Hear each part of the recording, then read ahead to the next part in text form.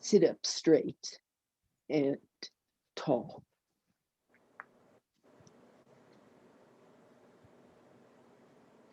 Establish yourself on the floor. Draw the rib cage and spine up tall. Release the arms and shoulders away from the spine and skull. Join your palms. Head upright. Speaking of vision, even with the eyes closed, let the gaze of the eye be horizontal, not turned downward, not resting, but instead gazing level, head level, ears, eyes level, gaze level.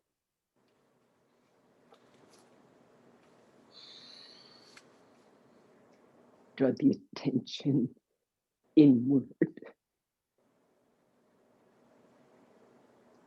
and begin quietly, inwardly, listening to that inward syllable sound with your exhalation.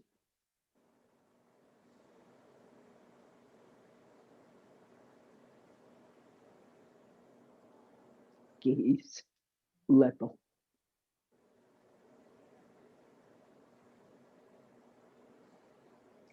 In this way, pay homage to your practice and to that root teacher, Patanjali. Bow your head. Release your hands, raise your head, and open your eyes. Now, stretch your legs straight.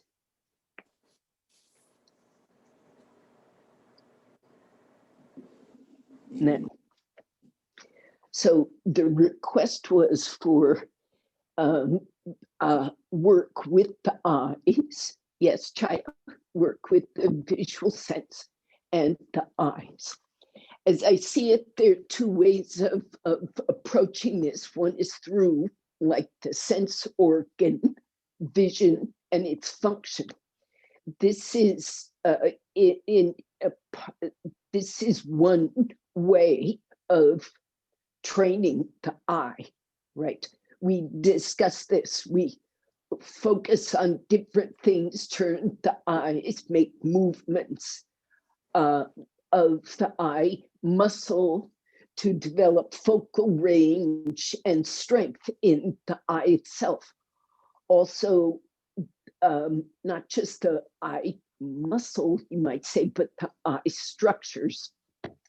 But the other way, or the other thing that must be acknowledged and sometimes worked with specifically, is that the nervous system is completely interconnected, right? The eyes are connected to your brain is connected to everything.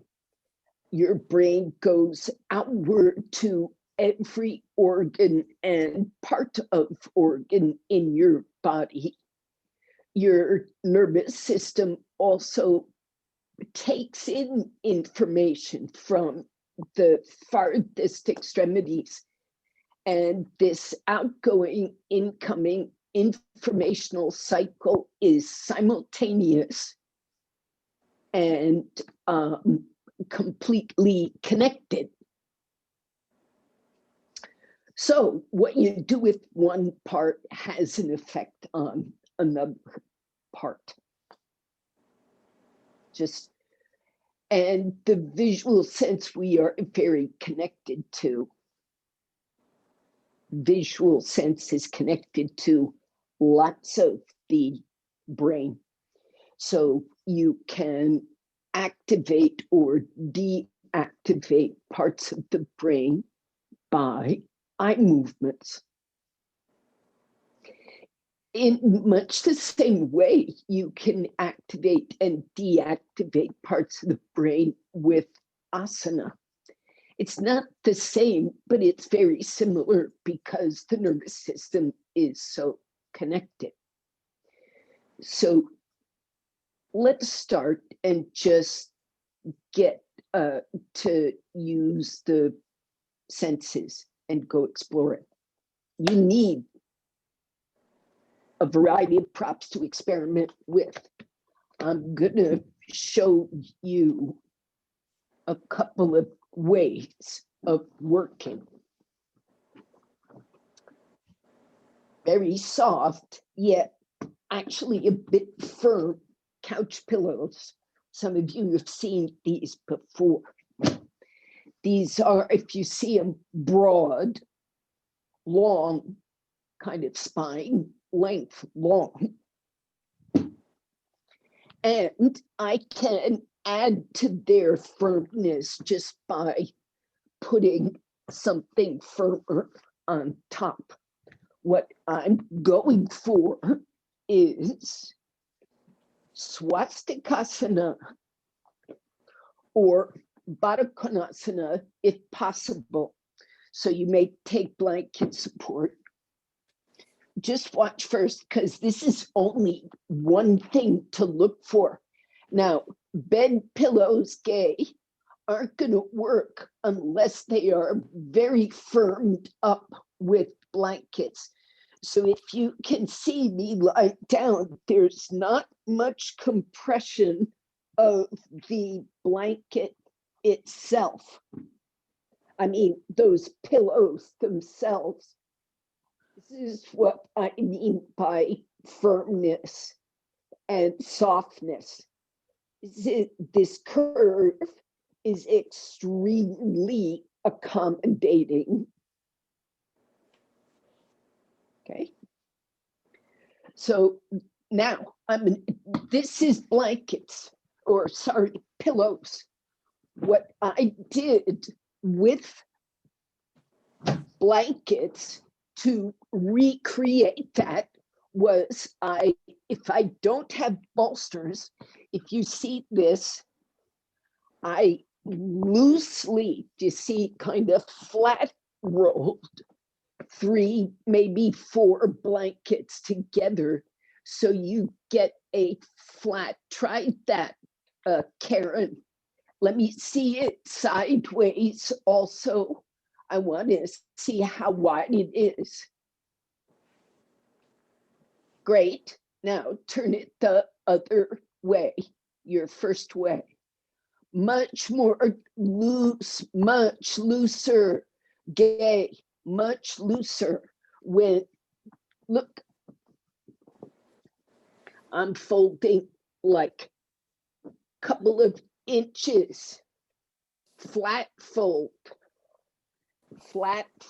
second blanket comes in, flat fold. See, and I'm trying to make it broad, not round, broad. Third blanket, flat fold. Do you see? Might take you a couple of blankets, might take you some bath towels, but it should be rolled, not folded. I experimented a lot this morning. It has to have this feel of bolster-like roundness, flat round. Here's me with a long bolster. This is pretty wide bolster, and another bolster. Some people have 2 bolsters. So long as it supports. You see, this goes all the way to my lumbars, all the way to my shoulders. And I have immediately this other bolster giving support. This works excellently.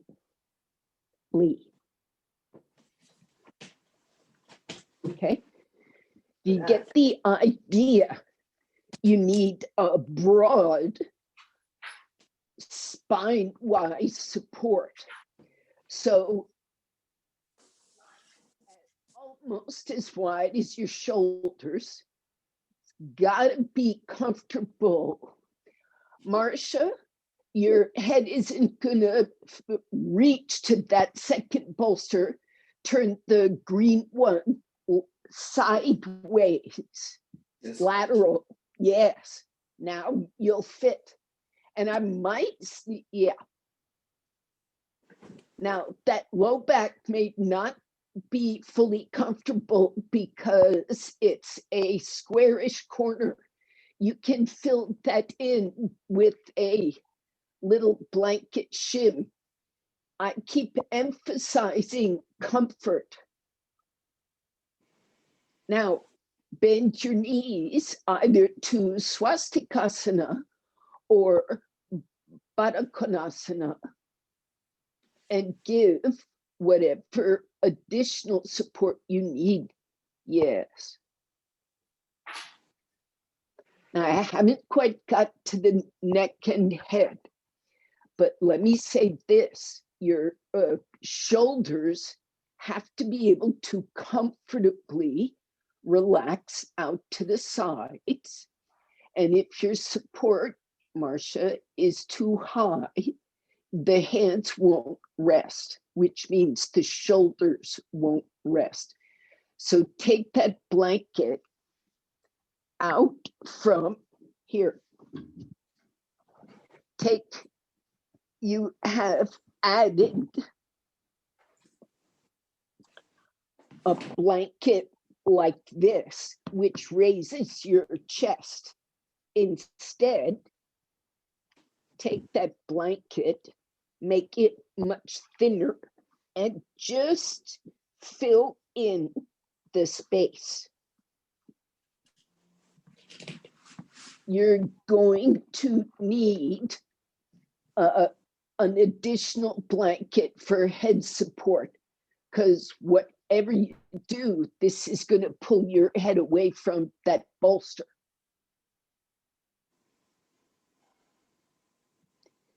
Use the bolster as support for that blanket. You'll see you need it. You'll still, yeah, just pull it in. That's great. Okay. Now, so complicated, props. So lie spine-wise. Are you comfy, gay? Yes. Good. Okay. So that looks better, Marcia. All right, everybody. First of all, you got to be comfy. Secondly, eyes open. Now, in this kind of position, you can do, if what's in front of your eyes is set up well, you can do many trataka, that is eye organ strengthening work, the organ of vision. So it's focus. Now, recognize the organ of vision is not just the eye, pupil, cornea, retina, lids, all, and the nerve tracing back to the visual cortex of the brain.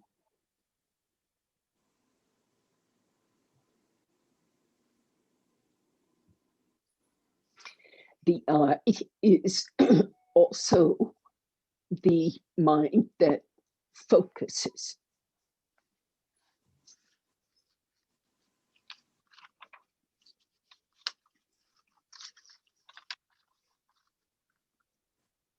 That maintains focus.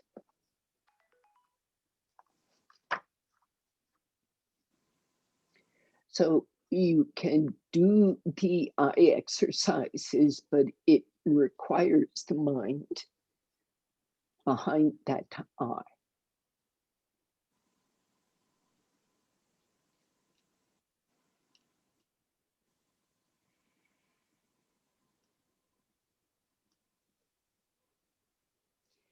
So in this, here you are, hopefully trying some of these things, focusing, turning the eye, focus again.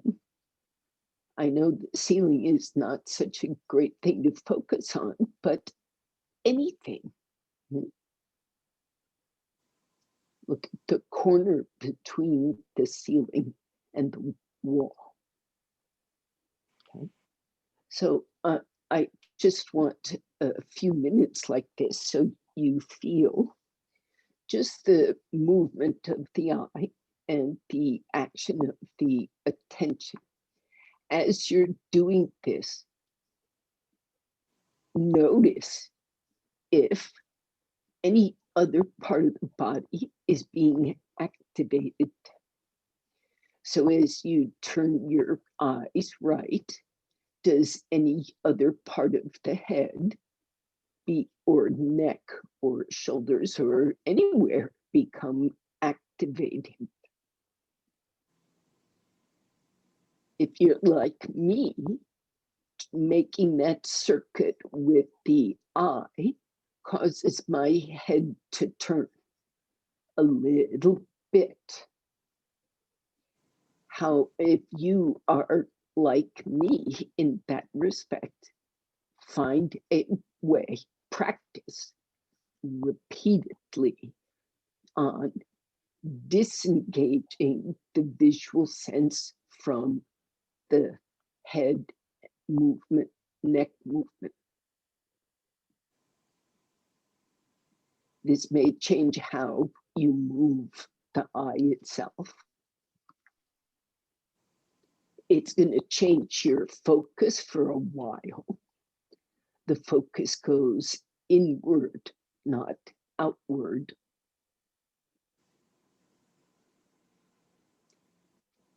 And this is significant, right?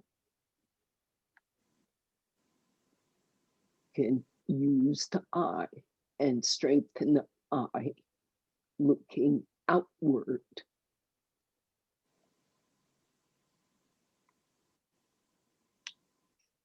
And you can strengthen and sort the nervous system by tracing inward.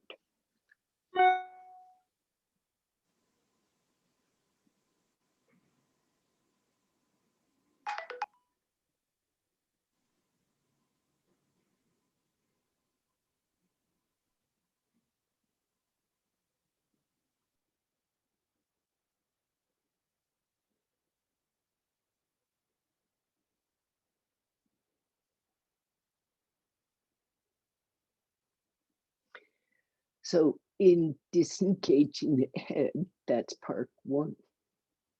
Now, before I go on to part two, can you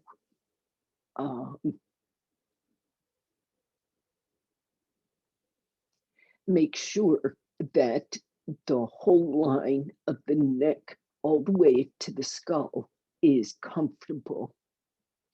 The jaw, the ear, the mouth are comfortable. So that support on the neck should feel as if it puts some space between the spinal cord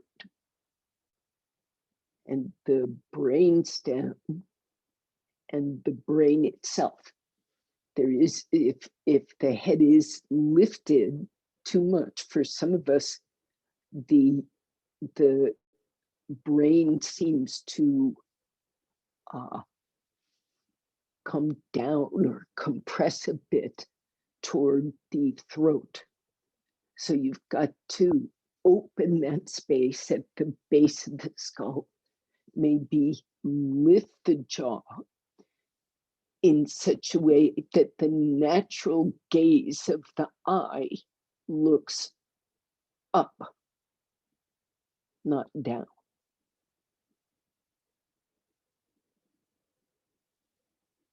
So you don't have to lift the jaw and engage the neck muscles to look up.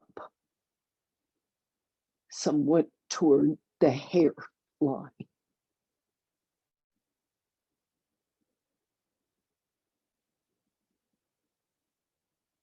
Don't engage the neck.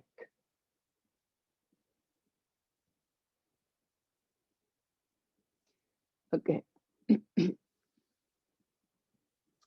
Now, here's the thing. When your eyes, sorry, start over again. Your eyes are connected into the brain. The right eye connects both to the left brain and the right brain. Likewise, the other eye. Both eyes are connected to both sides of the brain. Yet there's a kind of a pull in one direction or a release in the other direction as you move the eyes. So I want you to look slightly above the horizon, whatever that is in your head, and to the right, not super far, but above the horizon and toward the right. Pick a spot and do not focus on it, but keep your eyes there. It is not a trataka in the sense of training the eye muscle, except in this more, it's more the nerve. So the eye turns to the upper right quadrant. And in doing that, watch, observe which arm, which leg is reacting to this and in what way.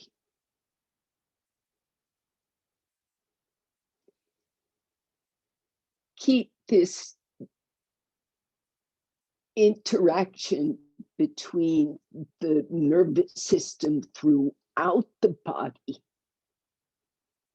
and what the eye is doing.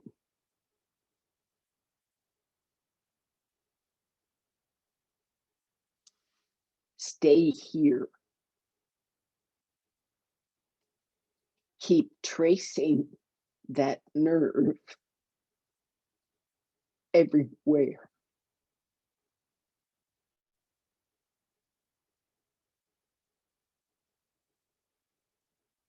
Now, let the gaze go back to the center and let your nervous system register, the whole body register. And then go the other way, upper left quadrant.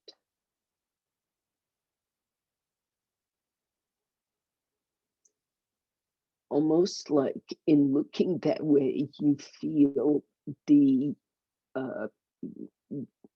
gravitational pull of the vision in the frontal lobe.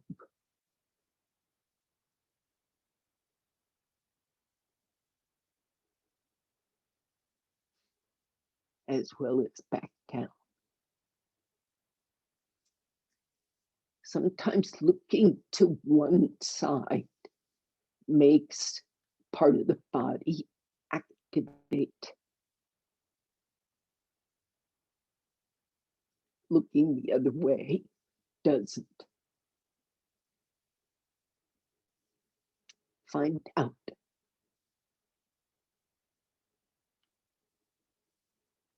When the eyes get tired, go back to the center.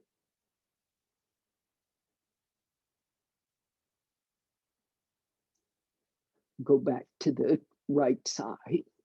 Each side, revisit each side. You, with your attention, can draw a line, let's say, from your right eye to your left low back. left intestines.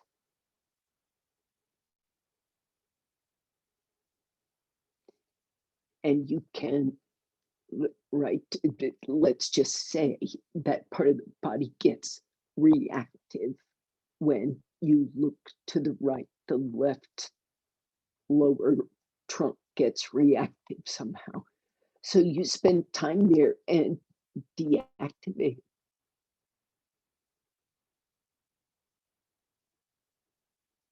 Now, these lateral looking directions are really important, it turns out, neurologically, for releasing anxiety.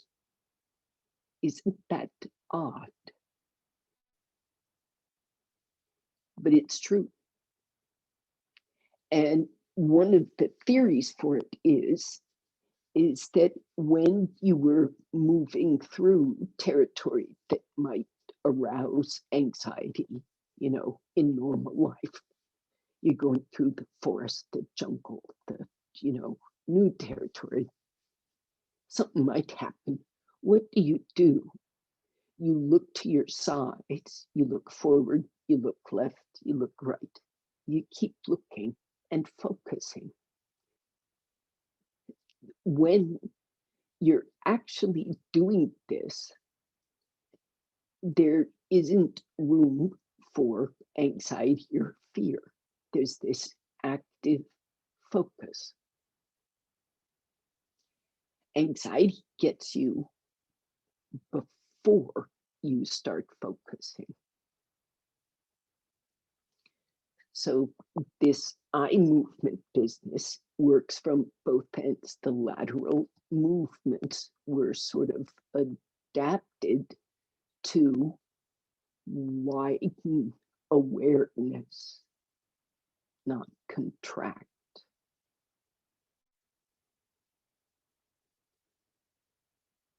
And that simple act relieves anxiety.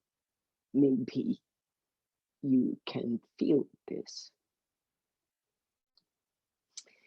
Somebody I knew who was a speech coach, that doesn't mean a speech therapist. She was the person who coaches lawyers who, or witnesses going in for, you know, awful, stressful depositions, or executives making make or break presentations,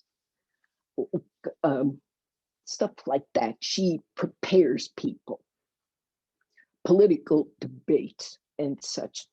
She tells them, you can't be afraid if you breathe sideways.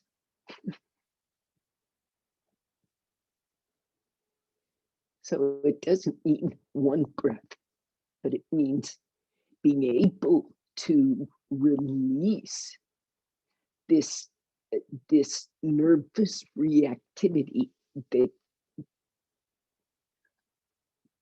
permeates the body when anxiety is happening.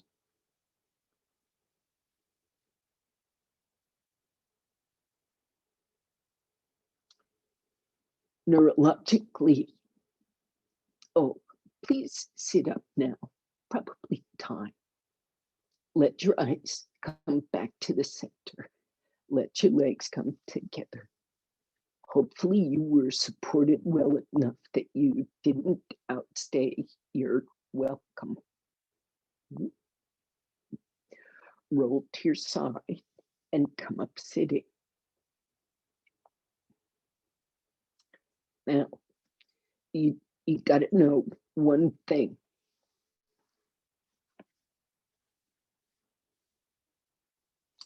So focus is key.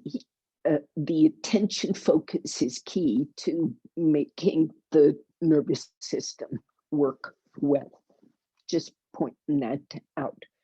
Focus on an internal or an external object, right? There's that outward trataka, or this inward, you might say, trataka that we've been doing. Does that make sense? There is focus on, there is what is required, right, is focus on some object, internal or external, with duration, with repetition over time as needed, and with some view of the outcome, right? You're looking over here and you are very patiently and persistently and with focus over time trying to connect to your left groin, right? There's an outcome, there's a duration,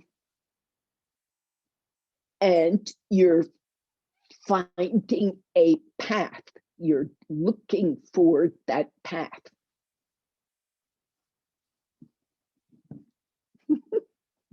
All of this requires that you wake up your synapses and neurons. You just got to start recruiting, which is meditation. In a nutshell, it's the meditation process beginning, right? So now, thank you, Devon. Thank you so much. My eyes tearing, water is coming side. It feels good. Oh, good. Now, make sure it's not just keeping your eyes open too long. But it's no, yeah, it's yeah, no, it's but you also maybe just show of hands. When I said look right, did some part of the body react? Mm-hmm. Yes. Looking left, did you get a reactivity? Like a recognizable something? It used to be, it's taken months to stop this, but I would look and my thumb would twitch. Just the thumb would just tighten. Every time, it took a long time to stop that. And I'd go the other way, and it wasn't so much on the other hand. So there was some, anyway, lots of that kind of asymmetrical reactivity from me now, which is why I do this stuff, to balance it out. So we're doing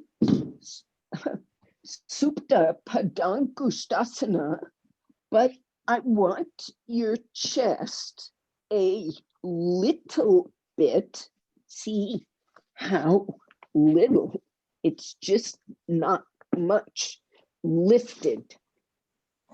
Okay.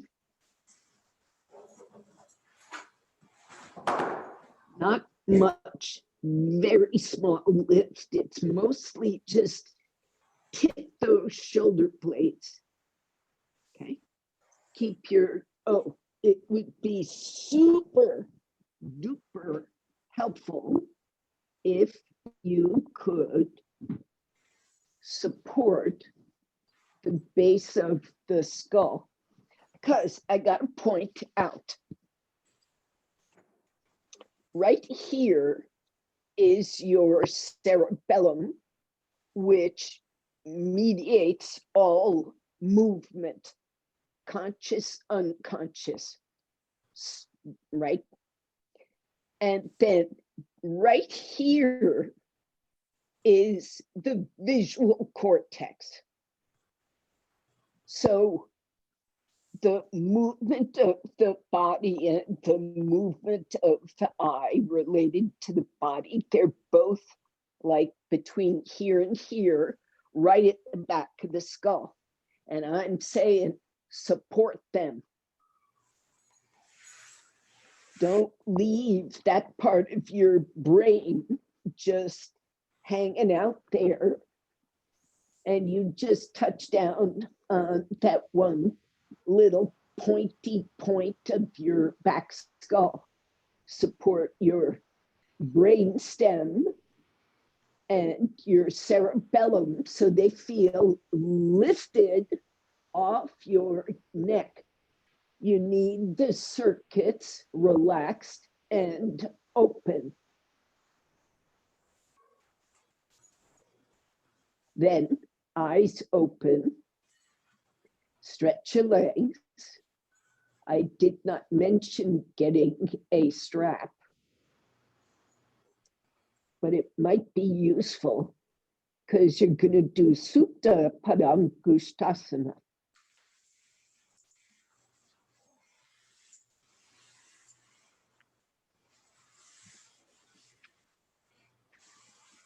With a strap, catch your big toe, stretch your legs. Now, at first, the eyes are centered, but then you try those and hold with one or two hands. You got to feel like your chest is open, Marcia, and the shoulders touch down.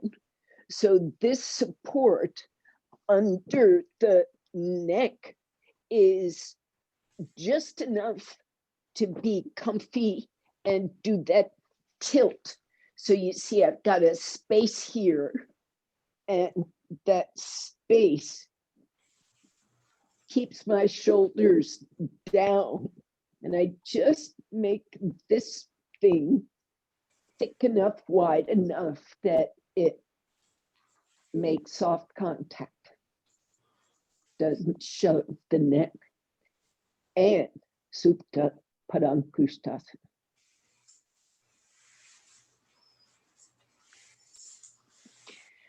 Now I'm just going to stretch your leg, and I'm going to suggest that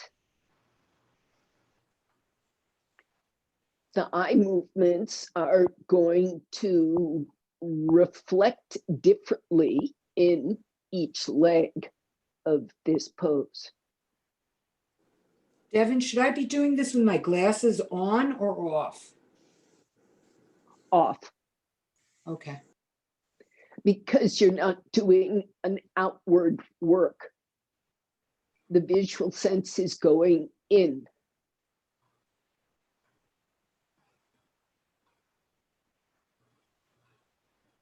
Change sides.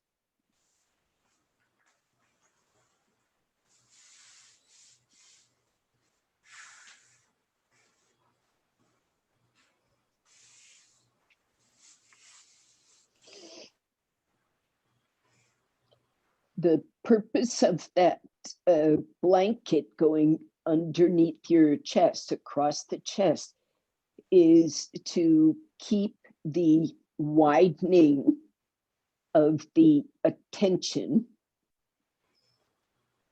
and keep the chest lifted, spine long, no shortening at any part.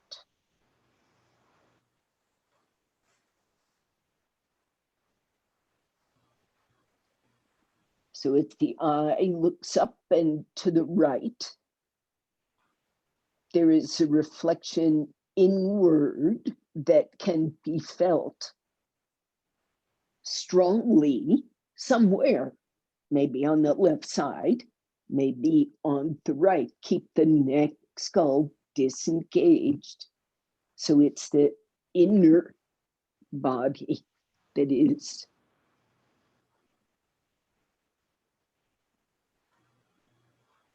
that you can feel.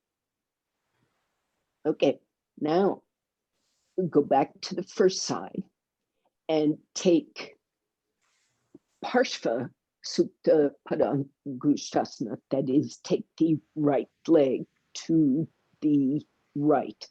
Now, please take support underneath that thigh. Put a brick underneath the outer thigh or a bolster so you have the potential for a resting place at a certain point. You can make this an active pose. Now, watch those eye movements.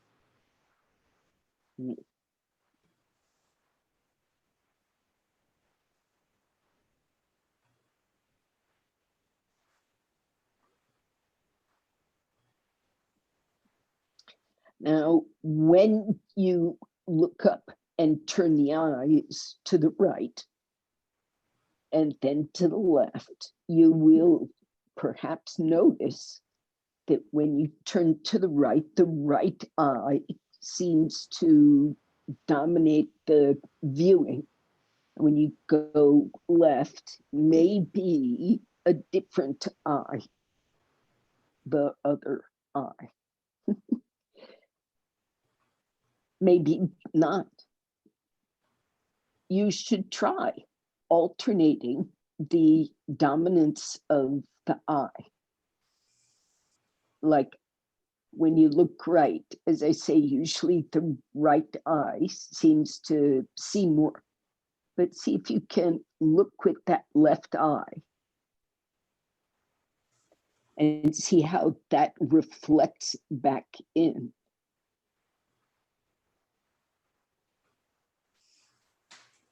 Okay. And I have a question. Not yes. question. What I felt. Change sides, beg pardon, change sides if you have not yet. Keep going, Chaya. I notice if I am using my right leg, if I see right side with eyes, I didn't see anything in changing my leg. And if I see left side, I turn my eyes for left, right away, my leg open. Huh? Open mode. Yes. Very, very open. The right, you looked left, the right leg opens. Yes, yes. Yes, yes. Thank you so much. I agree with that, or I have a similar experience of that diagonal connection. Right eye, left side of body, left eye, right side of body. Now, in terms of my tremor, that is a different story. When I look left, either eye, I'm basically, and this is my imagination explaining how it feels. So I cannot tell you neurologically what's happening. But when I look left, the whole left side of my nervous system re-inflates to its proper dimension.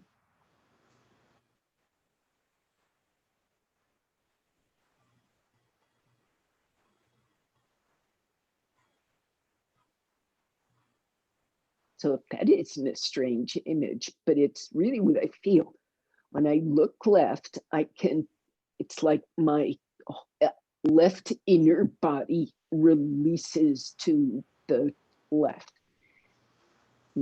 Chaya observes releases on the opposite side. That happens to me too. But there's this other thing that is related to the tremor. I'm asking you, look, you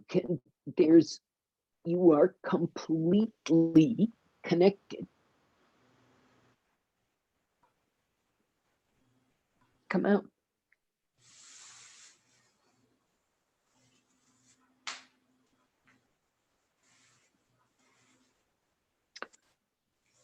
Okay.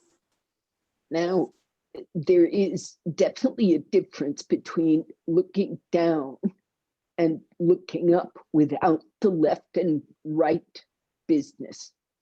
So I want you to experiment with a dog pose, Adho Mukha Svanasana.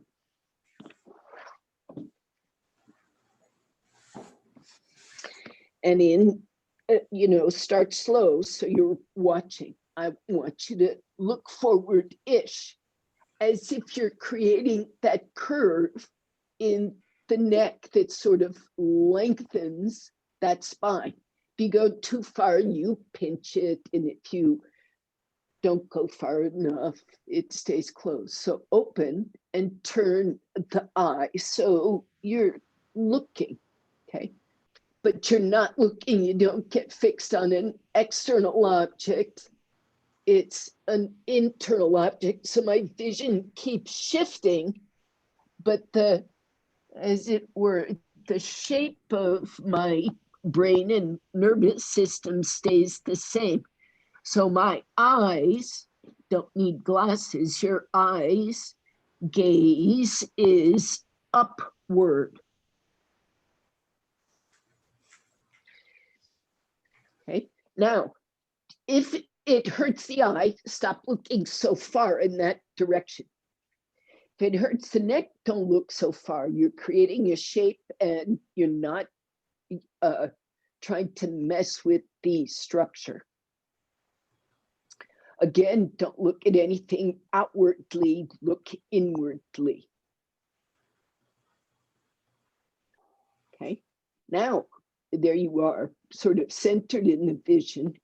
Make sure the neck is relaxed, but keep the visual sense turned basically toward the frontal lobes.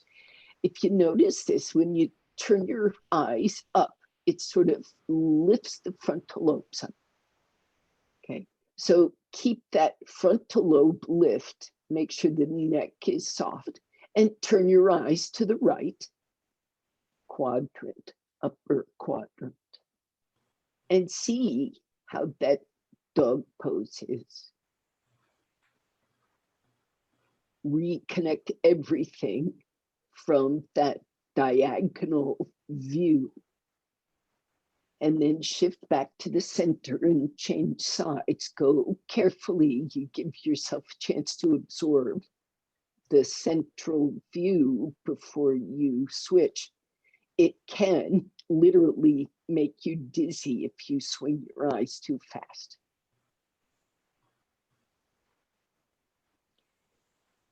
Because you understand, doing this for long periods of time, you feel more of your brain gets hooked in.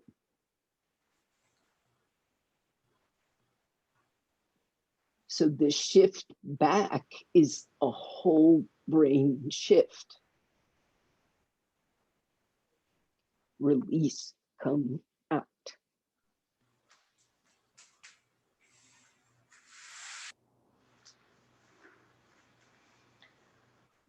Okay. So if you were to do something like headstand or headstand preparation, let me just say, in the actual doing of headstand, it is not great to move the eyes a lot. It is not recommended. But if there is an eye movement that you have discovered is helpful, it might be a useful thing to get into your headstand. Imagine I'm upside down. So you get into your headstand, and without irritating the eye muscle, you need to be able to look in your one useful direction. Okay, you get one, and it could be the center, it could be the left or the right, but and the other rule is you may not irritate the eye muscle. So when you're doing, if you do preparation without the weight of the head on the floor, it's still true. Pick one eye movement. And even if the cat comes in to interact, don't interact with your eye.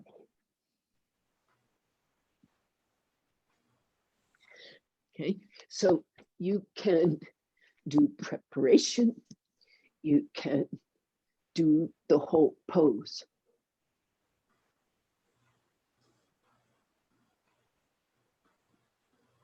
Well, it's officially raining full time outside my windows.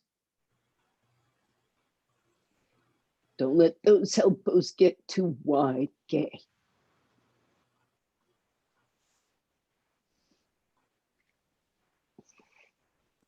Devon, so the look is still upward toward the frontal lobe? Well, slightly, Okay. yes. Now, that's today, I'm saying. And I'm also saying, and by that I mean it's not every day. I've been taught with wonderful effect to turn the eyes down the line of the nose, right? So that sense of direction of the eye is totally different. And that happens to also level to the floor, that too. All those are useful in different ways.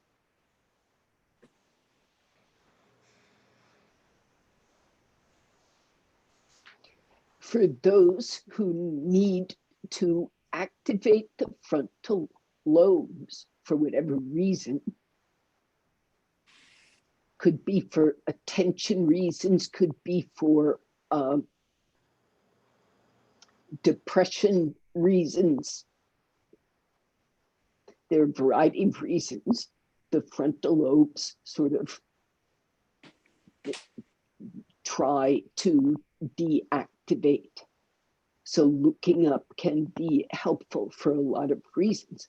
Looking down can be helpful if you need to turn off the frontal lobes.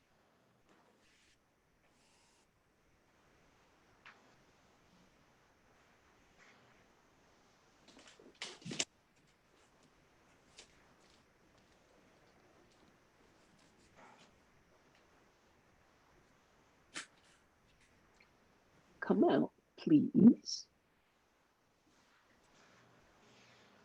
You can go up, Karen. That's fine. Give yourself the experiment.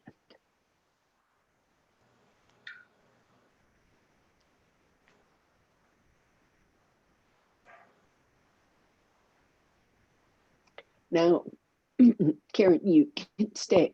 You're observing. Now, you need to come into either a brick supported or bolster supported Setu Bandha Sarvankasana.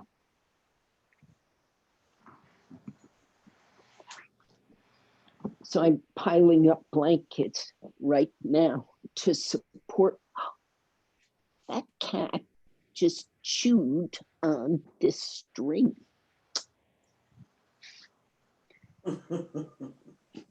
Did you guys see her chewing on the string while I wasn't looking? Okay, so watch. Setu Bandha is this position in terms of the visual brain. It's quite different from what you just did. So you can, these blankets should be just underneath your heels. And your shoulders need to be on the floor, back of the neck long. And you are more than welcome to put the smallest support underneath this neck, if you can see my neck, if the cat's not in the way.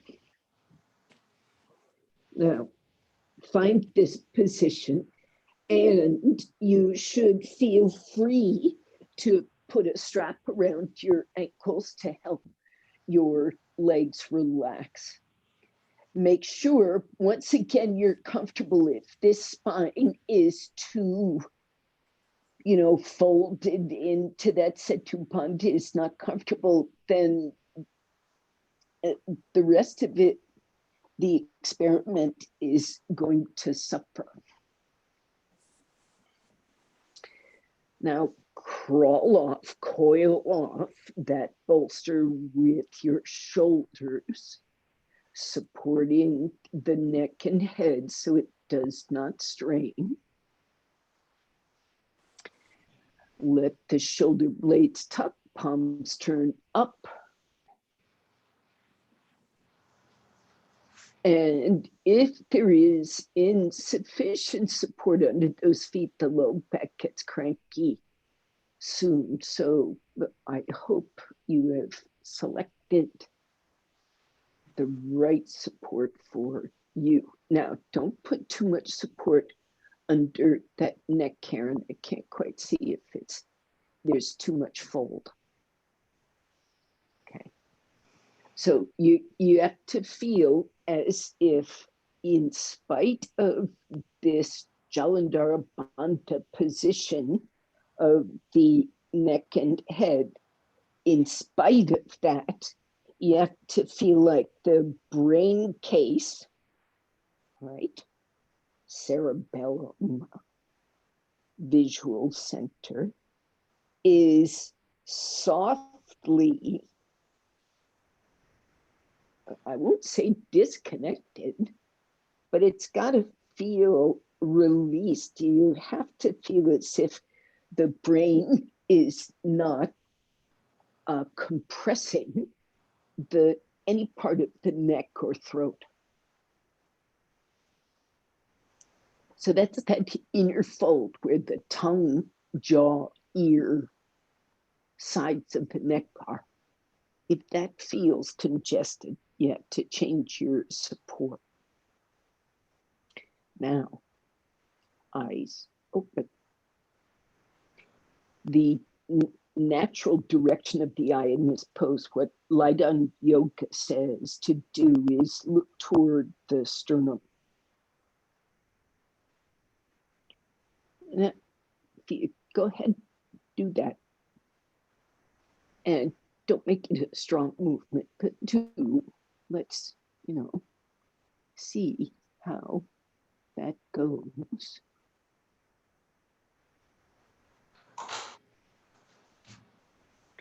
And then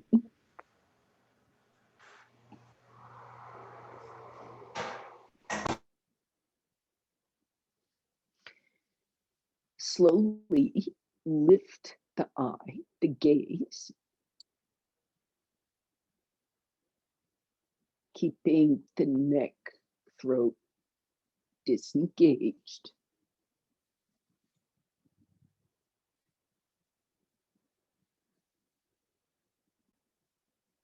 And if you're me, you can feel the brain move in a way.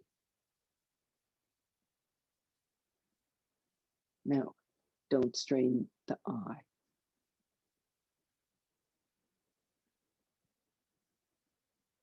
It may be really small movements to the right, to the left. Not fast, not outwardly focused.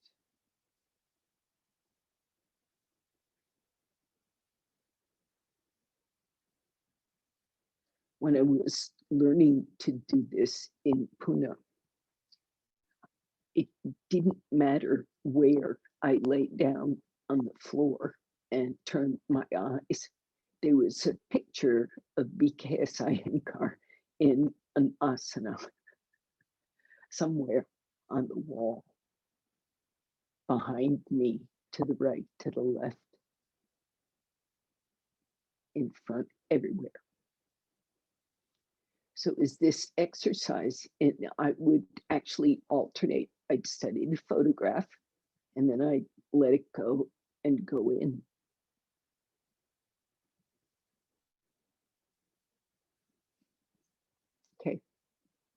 come out. Slowly. Bend your knees.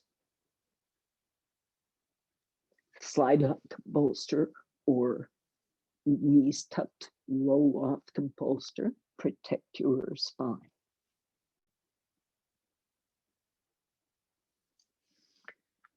So here's another thing to say about the learning process.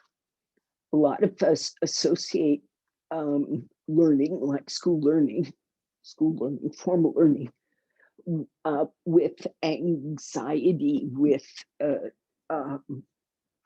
with anxious feelings. And that produces certain neurochemicals. In particular, I think it's called norepinephrine, which is a stress chemical. And so when you're back in school and you've wasted time and now the test is coming in, you've got to study hard. There's this physical reaction to the stress that goes along with opening the book and learning. But that's not the neurochemical of learning. That's the neurochemical of stress around learning. So they're different things. And this is the interesting part. I've said this I just learned this, so I announced it. The learning process has two parts. One involves focus, outcome, path, duration. It involves that.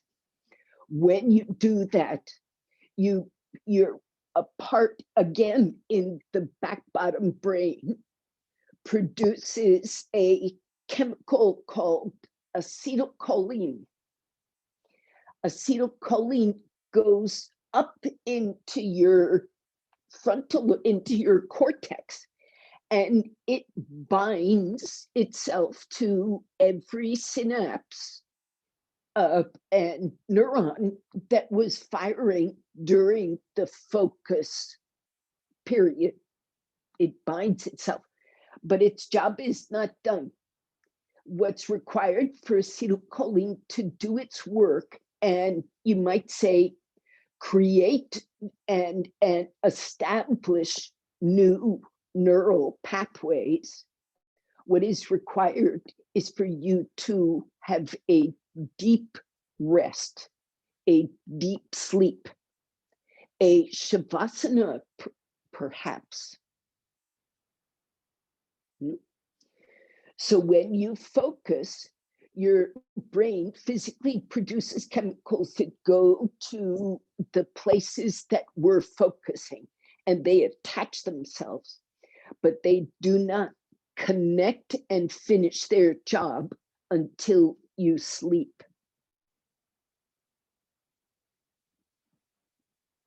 That is interesting information. Learning and sleep. Focus and then rest. This is how the brain likes to do things. It does not like incessant, relentless focus. It doesn't learn new things. We need shavasana. Sit on a support, a couple of blankets.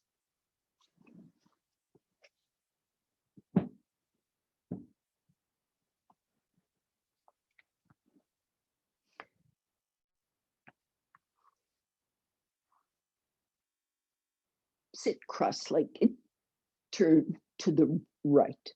Put some kind of support behind you, so this hand behind you can be bent on that brick. If you're sitting on a high support, you might need a tall brick. In any case, turn to the right. Now, at first, keep your nose and sternum in line. So as you turn, the head and neck aren't turning. Gaze of the eye starts level. Then, without turning any more in this twist, raise the eye, raise the gaze, and see what that does to the feel of the pose. Does it change the sense of space? Does it change the sense of direction in the spine and the chest? Does lifting the gaze help you lift the chest? Now, keep the gaze lifted and centered. Do not shift it, your head or eyes, but turn the ribs more. Turn or twist.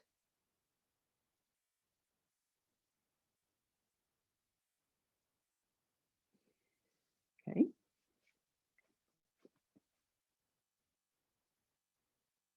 Now you can experiment with turning the eyes slightly to the right into the twist. See what happens. And turn the eyes and or the head, but separately so you understand the difference, to the left. First eyes, even as the spine rolls right. Take the eyes left and see if what that does. And go the other way, see what that does. Nobody should hurt the eye muscle. Don't turn the eye so strongly as that. Come out now, level the eyes first, then you come out. Change.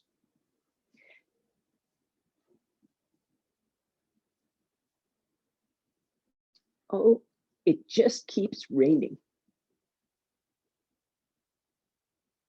So you start, face sternum, no turn. It's the rib cage that turns, not neck and head.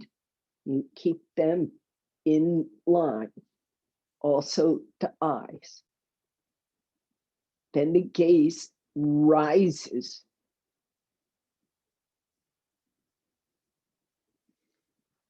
And see if that, how deeply that lift of the eye penetrates inward. And then begin the experiment of turning eye separate from head. There are literally so many mini experiments as turning eyes separately from the head, both directions. The head separately from eyes, both directions. The head with the eyes, looking down, then looking up. Then there is changing the dominance of the eye. When you look to your right, which eye is the leading eye? Can you change that? All directions. How does that change your bodily sensations?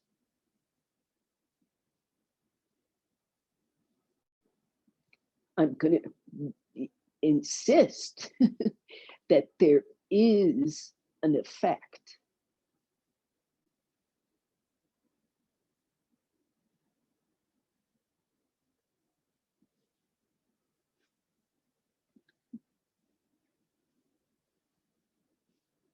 And come back out. Now it's 9:12, and I have to end this class, not immediately, but soon. It's technically time for it to end for us. So I'd like you to at least for a few minutes lie flat, maybe with your knees bent, and stop moving your eyes around.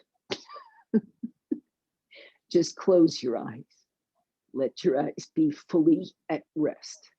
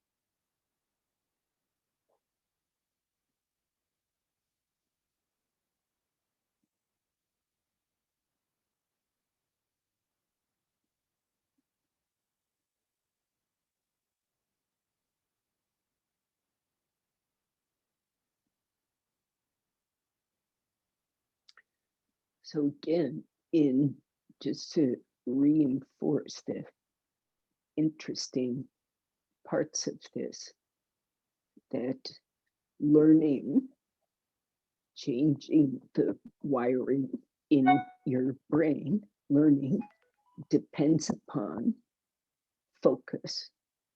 So some kind of intense thinking, and also release, relaxation, sleep. So that the brain chemistry involves both of those types of act.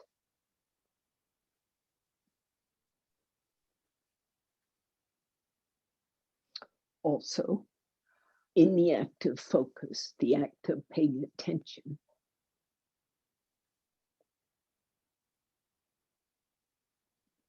brain chemicals are produced that have nothing to do with anxiety. Anxiety comes from, quite literally, not knowing enough, not having enough information, don't know what's going to happen next. So the active seeking what's going to happen next reduces anxiety. That's the focus part of the brain.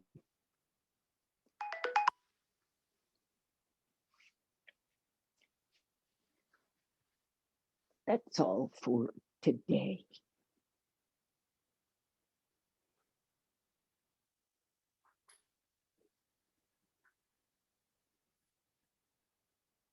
Thank you, Devon. Thank you.